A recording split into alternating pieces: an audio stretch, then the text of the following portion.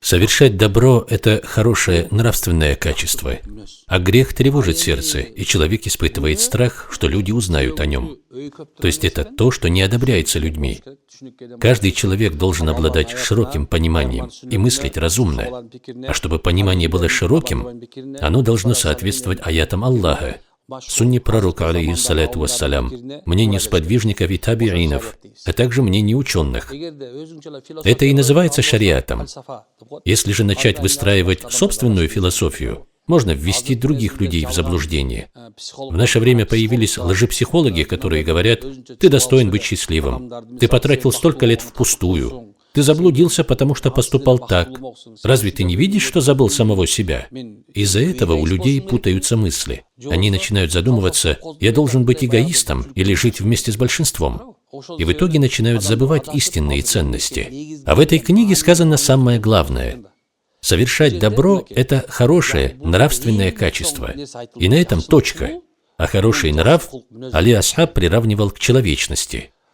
Один из великих ученых также говорил: хороший нрав – это уметь понимать людей, а мудрость – это уметь правильно выстраивать отношения с людьми. В то же время в книге «Танбиуль гафилин» Абу Лайс ас-Самарканди, рахимахуллах, передавая мудрые слова, впитавшие в себя изречения нашего пророка, алейхиссаляту вассалям, говорит: хороший нрав – это щит, защищающий от ада. Если говорить, кому и чему адресовано добро, прежде всего исправление нрава – это добро для самого себя.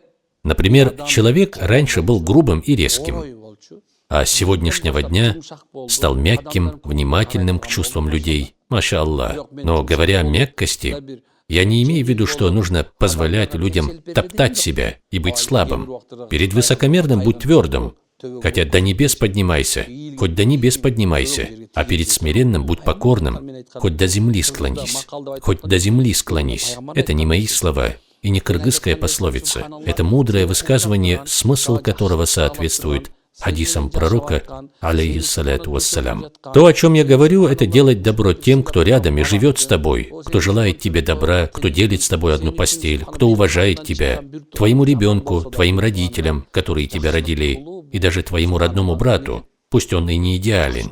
Будь добрым к ним. Проявлять мягкость и хорошее отношение и есть хороший нрав. Сейчас я скажу одну вещь, внимательно послушайте и не забывайте.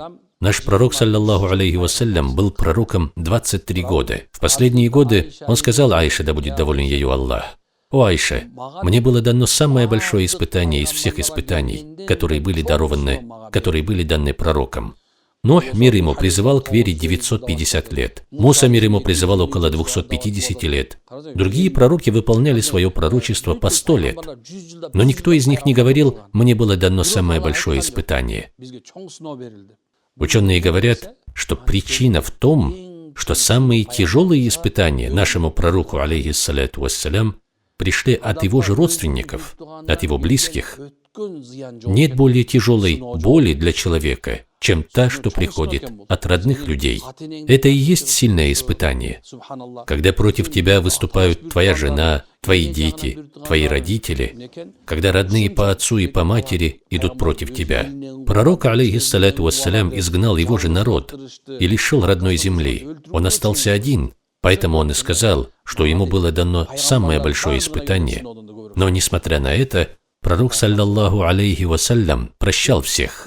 Если же ты хочешь узнать, достиг ли ты высокой степени нравственности, то посмотри, насколько ты способен сказать человеку, причинившему тебе боль и страдания: «Я тебя простил».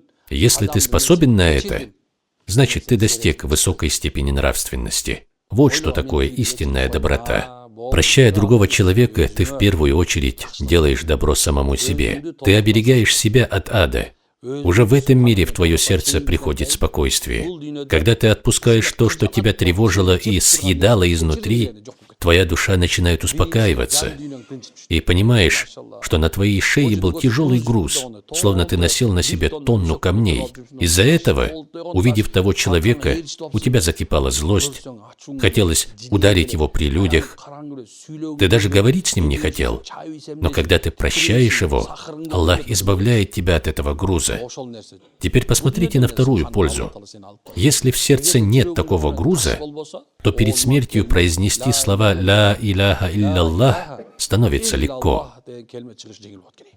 Малякуль Маут, царь смерти Азраиль мир ему, сказал нашему пророку, алейхиссаляту вассалям, в ночь Ми'раджа: «Передай своей умме, если человек приходит ко мне с тяжестью в сердце, я забираю его душу с мучением, а у людей с чистым сердцем, без обид и тяжести, душа выходит легко, как волос вытаскивают из теста». Поэтому, прощая другого, ты прежде всего делаешь добро самому себе. Когда ты делаешь подарок, когда говоришь хорошие слова, ты снова делаешь добро самому себе. Вы можете спросить, какое этому доказательство? Сам Аллах говорит в Коране. Смысл: «И добро, которое вы совершаете, и зло, которое вы совершаете для самих себя». Аллах обещает воздаяние и в этом мире, и в ахирате. Я всегда говорю, есть такое понятие, как благополучие. Если сегодня ты в унижении, если тебя никто не понимает и тебе тяжело, возможно, Аллах даст тебе удачу в 40 или 60 лет. Может, причиной станет твой сын, может, дочь или зять. Сегодня ты живешь в лачуге, завтра можешь жить во дворце. Сегодня ходишь пешком, завтра можешь ездить на джипе. Вот такая она, удача. Она непостоянная, приходит неожиданно. Сегодня есть, завтра нет. Ты не знаешь, когда придет твоя удача. Поэтому и добро, и зло обязательно возвращаются. Если ты один раз сказал плохое слово, тебе скажут его дважды. Если один раз проявил высокомерие, над тобой могут совершить двойную несправедливость. Но если ты один раз простил, к тебе придут два блага. Ни от чего не убежишь. Поэтому всегда делай добро. Исправляй себя. Я и сам постоянно анализирую себя. Думаю, где же я поступил неправильно. И говорю себе, вот в чем мой недостаток. Поэтому Аллах и дает мне такое испытание. Недостатки мы должны искать в самих себе. Таково наше шариатское понимание. Наш пророк, алейхиссаляту вассалям, передал это словами благородного Умара, да будет доволен им Аллах. Прежде чем с вас спросят отчет, отчитывайте самих себя. Я всегда говорю, истинное счастье в спокойствии сердца, а сердца, обретшие покой, находятся в раю.